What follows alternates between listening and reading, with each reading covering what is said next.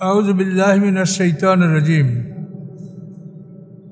আমিনহুম মাইয়াস্তামিউনা ইলাইকা। আল্লাহ বলেন, তাদের মধ্যে কতক আছে যারা আপনার প্রতি কান লাগাইয়া শোনে। আফান্তা তুসমুস সুম্মা, হে রাসূল, আপনি কি বধিরকে শোনাতে পারবেন? ওয়ালাউ কানু লা ইয়াকুলুন, যদি হয় তারা এমন যে তারা কিছুই বোঝে না, সম্ভব না। আমিনহুম মাইয়ানজুর ইলাইক, তাদের মধ্যে কতক আছে যারা আপনার দিকে তাকিয়ে আছে। আফান্তা তাহাদি লুমিয়া, আপনি কি অন্ধকে পথ দেখাতে পারেন? ওয়ালাউ কানু লা ইউবসিরুন, যদিও তারা দেখে না। তারা দেখে কিন্তু আল্লাহ বলছেন দেখে না, মানে তাদের চোখের সাথে কানের সাথে নফসে মুতমাইন্নার কানেকশন নাই। ভিতরে তো ইঞ্জিন দুইটা, নফসে মুতমাইন্না আর নফসে আম্মারা। তো ওদের যে মানে সেন্স অর্গানগুলি, ইন্দ্রিয় শক্তিগুলি, এইটার সাথে নফসে আম্মারার সাথে সম্পর্ক, নফসে মুতমাইন্নার সাথে সম্পর্ক না। এই জন্য আল্লাহ বলছেন যে ওরা শোনে না। আপনি কি করে শোনাবেন? শোনে মানে নফসে মুতমাইন্নার সাথে ওদের শোনার কানেকশনটা নাই।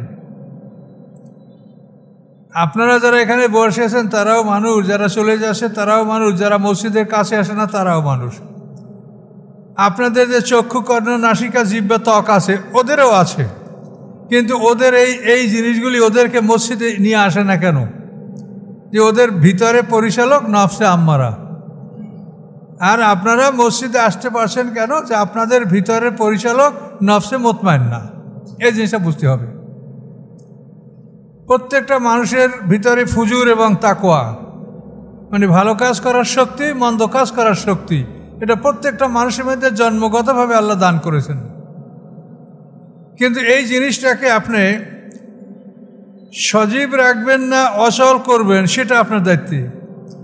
আপনি যদি ভিতরে আল্লাহর ওহী ঢুকান তাহলে নফসে মুতমাইন্না আপনার সক্রিয় হবে।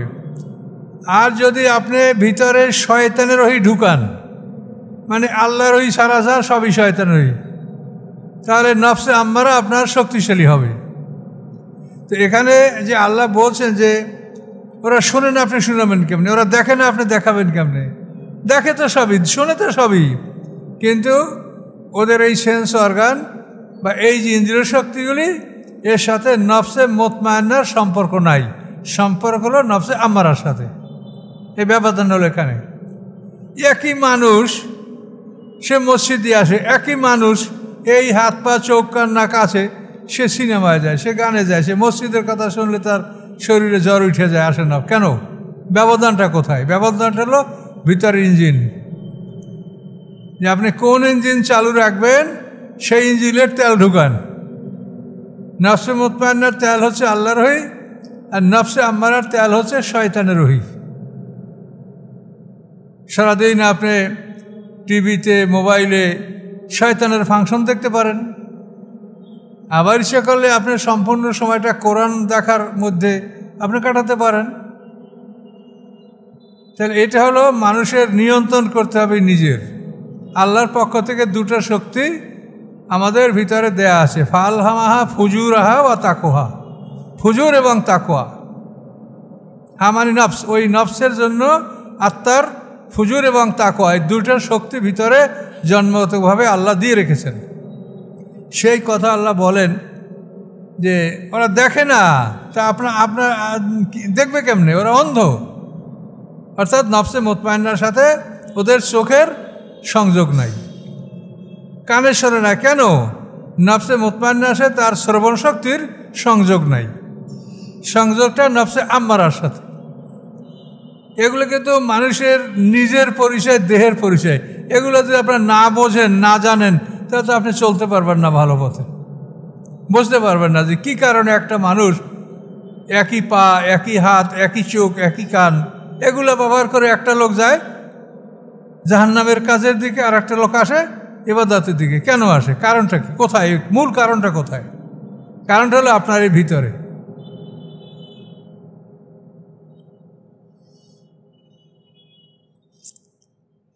ইন্নাল্লাহ লা ইয়াজলিমুন নাসা শাইআ, নিশ্চয়ই আল্লাহ তাআলা জুলুম করেন না মানুষের উপরে বিন্দুমাত্র। ওয়ালাকিন্না নাস আনফুসাহুম ইয়াজলিমুন, বরং মানুষেরা নিজেদের উপরে জুলুম করে। আপনি যদি নিজেকে ধ্বংস করেন সেটা আপনি নিজের উপরে জুলুম করলেন। আপনি যদি নিজেকে অসুস্থ করেন তাহলে আপনি অসুস্থর জন্য আপনি যদি অসুস্থ অবস্থায় মারা যান তাহলে আপনাকে জাহান্নাম নামিক হাসপাতালে আপনার অপারেশন করা হবে। কথা বলতে পারছেন? আল্লাহ বলছেন ইল্লামান আতাল্লাহ কালবিন সালিম, যে আল্লাহর কাছে তুমি রোগমুক্ত আত্মা নিয়ে উপস্থিত হও। রোগ যেন তোমার থাকে না। রোগগুলো কি? ফি কুলুবিহিম মারাদুন, আল্লাহ বলছেন তাদের অন্তরে ব্যাধিগুলো কি? ব্যাধিগুলো হচ্ছে মিথ্যা কথা বলা, শিরক করা, ওয়াদা খেলাপ করা, আমানতের খেয়ানত করা। এই সমস্ত অন্যায়গুলো হলো রোগ। এই ব্যাধিগুলি আমাদের অন্তরে আছে। এগুলিকে বর্জন করে তওবা করে খাঁটি হয়ে আল্লাহর কাছে আল্লাহ যেতে বলেছেন। আর এইগুলো নিয়ে যদি মৃত্যু হয় তাহলে কিন্তু অপারেশন হবে দোজখে, মাইরিয়া পিটিয়া ভাঙ্গিয়া পোড়াইয়া চুরমার করিয়া ফেলাবে। তারপর যদি নেক আমল থাকে তো একদিন বের করা হবে, সেটা বহু বছর পরে। এই জন্য আল্লাহ বলেন যে যারা অন্যায় করে তারা নিজেদের উপরই অন্যায় করে। ওয়ায়াউমা ইয়াহশুরুহুম, আর যেদিন তাদেরকে একত্রিত হবে তখন তারা কি মনে করবে? কাল্লাম ইয়ালবাসু ইল্লা সাআতাম মিনান নাহার, তারা মনে করবে যে দিনের এক প্রহরের বেশি তারা পৃথিবীতে থাকে নাই। পৃথিবীতে তারা দিনের এক প্রহর বেশি থাকে নাই, এটা তারা সেদিন বলবে। ইয়াতারাফুনা বাইনাহুম, তারা আপোষে একে অপরকে চিনতে পারবে, যে আমার ভাই, আমার আত্মীয়, এই স্বামী স্ত্রী চিনবে। কদ খাসারাল্লাযীনা কাযযাবু বিলিকাইল্লাহ, নিশ্চয়ই ক্ষতির সম্মুখীন হলো তারা যারা আমার সাক্ষাৎকে অস্বীকার করলো। আল্লাহর সাথে যে সাক্ষাৎ হবে, এই সাক্ষাৎকে যারা অস্বীকার করলো তারা ক্ষতিগ্রস্ত হলো। ওমা কানু মুহতাদিন, এবং ছিল না তারা পৃথিবীতে হেদায়েত প্রাপ্ত।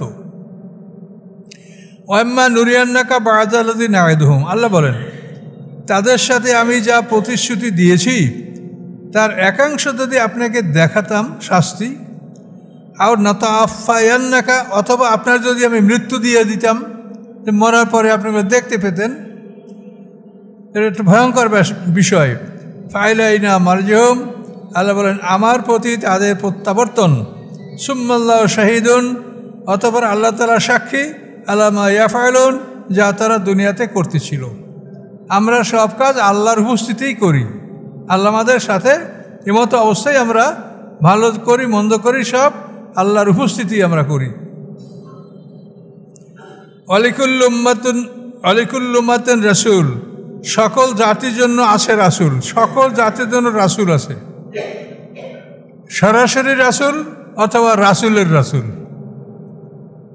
রাসূল সাল্লাল্লাহু আলাইহি ওয়াসাল্লাম, মুহাম্মদ সরাসরি রাসূল, তার কোনো প্রতিনিধি যদি আসে তো সে হলো রাসূলের রাসূল। লিকুল্লু উম্মাতিন রাসূল, প্রত্যেক উম্মতের জন্য রাসূল আছে। ফাইজা যা রাসূল হুম, যখন তাদের রাসূল তাদের কাছে আসে, কুজিয়া বাইনাহুম, তখন তাদের মধ্যে চূড়ান্ত ফয়সালা করে দেওয়া হয়, বিলকিসতে, ন্যায়সঙ্গতভাবে। অহুম লা ইউযলামুন, কোনো অবস্থাতেই তাদের উপরে জুলুম করা হবে না। রাসূল আসার পরে, ভালো মন্দ বুঝিয়ে দেওয়ার পরে তারপরেই তাদেরকে বিচারের সম্মুখীন করা হবে। ওয়াকুলুনা মাতা হাযাল ওয়াদু ইন কুনতুম সাদিকিন, তারা বলে এই প্রতিশ্রুতি কখন, মানে যে তোমরা বলো বিচার হবে বিচার হবে, এটা কখন হবে? ইন কুনতুম সাদিকিন, যদি তোমরা সত্য তাহলে বলো। আল্লাহ বলেন কুল, আপনি তাদেরকে বলেন লা আমলিকু লিনাফসি, আমি মালিক নই আমার নিজের, দাররা ওয়ালা নাফা, ক্ষতি এবং উপকারের। আমি আমার নিজের ক্ষতি উপকারের মালিক না। কিন্তু আমরা তো এক একজনে পীর ধরছি, অলি আল্লাহ ধরছি, তারাই আমাদেরকে একেবারে ভেস্তে লয়ে যাবে। আর আল্লাহ রসুল নিজে বলেন যে আমি আমার উপকার ক্ষতির কোনো মালিক না। ইল্লা মা আশা আল্লাহ, উহা ব্যতীত যা আল্লাহ ইচ্ছে করেন। লিকুল্লু উম্মাতিন আজাল, প্রত্যেকটা জাতির জন্য একটা নির্ধারিত সময় আছে, সেই সময়ে তাদের ধ্বংস হবে। ইজাজা আজালুম, যখন তাদের নির্ধারিত সময়টা আসবে, ফালা ইস্তাখিরুনা সাআতান ওয়ালা ইস্তাকদিমুন, তখন এক মুহূর্ত বিলম্ব করা হবে না এবং এক মুহূর্ত আগেও করা হবে না। সময়টা আসলেই তখন তাদের ধ্বংস শুরু হবে। কুল আপনি বলুন আর আইতুম তোমরা কি মনে করো ইন আতাকুম আযাবহু যদি আসে আল্লাহর শাস্তি বায়াতান মানে ঘুমন্ত অবস্থায় রাতে আও নাহারান অথবা দিনের বেলায় তো মাযা ইয়াস্তাজুল মিনুল মুজিমুন তাহলে মুজরিমরা আর কি দ্রুত কামনা করবে শাস্তি তো এসেই যায় তা তো শেষ তো এরপর আর তারা কি কামনা করবে আল্লাহ বলেন আসুম্মা ইজামা ওয়াকা আমানতুম তাহলে কি যখন এই বিপদ এসে যাবে তোমরা ঈমান আনবে সবাই তো ঈমান আনছে বিপদ দেখে কেউর তো কাজ হয় নাই ফেরাউন কত সুন্দরভাবে যখন লোহিত সাগরে ডুবতেছিল ঈমান আনে নাই তে আল্লাহ বলেন আসুম্মা ইজামা ওয়াকা আমানতুম বিহি যখন বিপদ তোমাদের উপর এসেই যাবে তখন তোমরা ঈমান আনবে আল্লাহ বলেন আল্লাহ এখন অকাত কুনতুম ইস্তাস্তাজিলুন তোমরা তো একটু আগে উহা দ্রুত কামনা করছিলে তাড়াতাড়ি শাস্তি আসুক এটা বলছিলে এখন ঈমান আনবে তোমাদের ঈমান গ্রহণ করা হবে না সুম্মা কিল আল্লাযিনা যালামু অতঃপর বলা হবে জালেমদেরকে যুকু আযাবাল খুলদ চিরস্থায়ী শাস্তির স্বাদ গ্রহণ করো হাল তুজজাউনা ইল্লা মা কুনতুম তা'মালুন তোমাদেরকে শাস্তি দেওয়া হবে না উহা ছাড়া যা তোমরা উপার্জন করতেছিলে তোমাদের উপার্জনের শাস্তি তোমাদেরকে দেওয়া হবে ওয়াস্তামবিউনাকা হাক্কুন হুয়া তারা আপনার কাছে খবর জানতে চায় নাবা মানে খবর তার থেকে ইয়াস্তামবিউনাকা তারা আপনার কাছে খবর জানতে চায় হাক্কুন হুয়া উহা কি সত্য ওই যে শাস্তি কিয়ামত ধ্বংস এগুলো কি সত্য হাক্কুন হুয়া কুল আপনি বলুন এ মানে হ্যাঁ এটা ইংরেজির সাথে ভাষাটা মেল এ মানে ইয়েস হ্যাঁ ও রব্বি আমার রবের কসম ইন্নাহুল হাক্কুন নিশ্চয়ই বিচার অনুষ্ঠান পরকাল এটা সত্য আমান তুমি মুজিজিন এবং তোমরা তার থেকে কেউ এড়াতে পারবে না তোমরা তাকে দুর্বল করে যে পালিয়ে যাবে এরকম ক্ষমতা তোমাদের নাই অবশ্যই বিচার আসবে কিয়ামত আসবে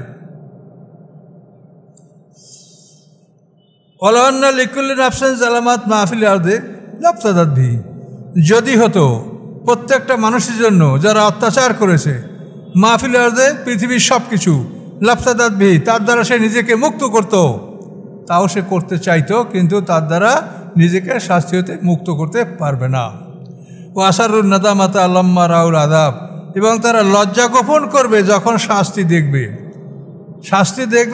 তখন যে তারা লজ্জিত এটা গোপন করবে যেন তার অধীনস্থরা তাদেরকে দুর্বল মনে না করে সে সময় বাহাদুরি করবে বা কুজিয়া বাইনম বেলকেস তাদের মধ্যে ফয়সালা করা হবে ন্যায়সঙ্গতভাবে ওহুম লা ইউজলামুন তাদের উপরে বিন্দুমাত্র জুলুম করা হবে না আলা সাবধান ইন্না লিল্লাহি মা ফিস সামাওয়াতি ওয়াল আরদ নিশ্চয়ই আল্লাহ মালিক সব কিছুর যা আছে আকাশের মধ্যে যা আছে পৃথিবীর মধ্যে আলা সাবধান ইন্না ওয়াদাল্লাহি হাক্কুন আল্লাহর প্রতিশ্রুতি সত্য ওয়ালাকিন্না আকসারুহুম লা ইয়ালামুন কিন্তু তাদের অধিকাংশ তা জানে না ওয়া ইউহয়ি ওয়া ইউমীত তিনি সেই আল্লাহ যিনি জীবন দান করেন মৃত্যু দান করেন ওয়া ইলাইহি তুরজাউন এবং তোমরা সবাই তার কাছে ফিরে আসবে ইয়া আইয়ুহান নাস হে মানব সকল কদ জাআতকুম মাওযাতুম রাব্বিকুম নিশ্চয়ই এসেছে তোমাদের কাছে উপদেশ তোমাদের রবের নিকট হতে ও শিফাউল লিমা ফিস সুদূর এবং রোগ মুক্তি ওই সব কিছু যা আছে অন্তরের মধ্যে এই কোরআন উপদেশ এবং অন্তরের রোগ ব্যাধি এগুলি এই কোরআন দ্বারা মুক্ত হওয়া যাবে কোরআন হলো শেফা অন্তরের এটা ঔষধ হুদান এবং এই কোরআন হচ্ছে হুদান পথ নির্দেশ রহমাতুন এবং আল্লাহর দয়া লিল মুমিনিন মুমিনদের জন্য কুল আপনি বলুন বেফাদলিল্লাহ আল্লাহর অনুগ্রহের মাধ্যমে আবে রহমাতি এবং আল্লাহর করুণার মাধ্যমে ফাযালিকা ফালিয়াফরাহু মুমিনরা যেন ইহাতেই সন্তুষ্ট থাকে হুয়া খায়রুম মিম্মা ইয়াজমাউন উত্তম ওই সব কিছু শেষে তারা যা জমা করে তারা যা একত্রিত করে ধন সম্পদ জমা করে তার চাইতে আল্লাহর অনুগ্রহ আল্লাহর দয়া এটা অনেক ভালো কাজী দুনিয়ার ধন সম্পদ আহরণ করা চেয়ে আল্লাহর অনুগ্রহ আল্লাহর রহমত যাতে লাভ করা যায় সেই চিন্তা আমাদেরকে আল্লাহ করতে বলেছেন কুল আরআইতুম আপনি বলেন আরআইতুম তোমরা কি মনে করো মা আনজালাল্লাহু লাকুম মির রিজকিন, যা নাজেল করেছেন আল্লাহ তোমাদের জন্য জীবিকা। ফাজআলতুম মিনহু হারামা ওয়া হালামা, তোমরা ওর থেকে কতকগুলি হারাম করো, কতকগুলি হালাল করো। এই বাহিরা, ওসিলা, সাহেবা, হামি, এভাবে পশুগুলিকে তোমরা নানাভাবে নাম দিয়া এগুলিকে হারাম করতেছ, অথচ আল্লাহ তোমাদের জন্য রিজক এগুলি নাজেল করছেন। কুল, আপনি বলেন, আল্লাহ আযানা লাকুম, আল্লাহ তোমাদেরকে আদেশ দিয়েছেন যে বাহিরা, সাহেবা, ওসিলা, হামি, বাহিরা এগুলো উটের দুধ খাওয়া হবে না। সাহেবা, এটাকে মুক্ত ছেড়ে দিতে হবে, কেউ তাকে বাধা দিবে না, যেখানে ইচ্ছে সেখানে ঘুমাবে, খাবে। ওসিলা, যে উট একাধারে 60টা মাদি বাচ্চা প্রসব করে। হামি, যে উট অন্তত 10টা উট রেখে গাভিন করে। এই সমস্ত পশুগুলিকে তারা এক একটা নাম দিয়া এটাকে হারাম ঘোষণা করতো, যেগুলোর উপরে চড়া যাবে না, ব্যবহার করা যাবে না, দুধ খাওয়া যাবে না, এরা ফ্রি চলাফেরা করবে। আল্লাহ এটা আল্লাহ তোমাদেরকে আদেশ দিয়েছে। আমার আল্লাহ তাফতারুন, না তোমরা আল্লাহর উপরে মিথ্যা রচনা করছো। ওমা জন্নুল্লাযিনা ইয়াফতারুন আল্লাহল কাযিবা, কি ধারণা তাদের যারা আল্লাহর উপরে মিথ্যা রচনা করে। ইয়াউমাল কিয়ামা, কিয়ামতের দিন তাদের সাথে কি আচরণ করা হবে। ইন্নাল্লাহা লাযু ফাদলিন আলান নাস, নিশ্চয়ই আল্লাহ তাআলা মানুষের অনুগ্রহশীল।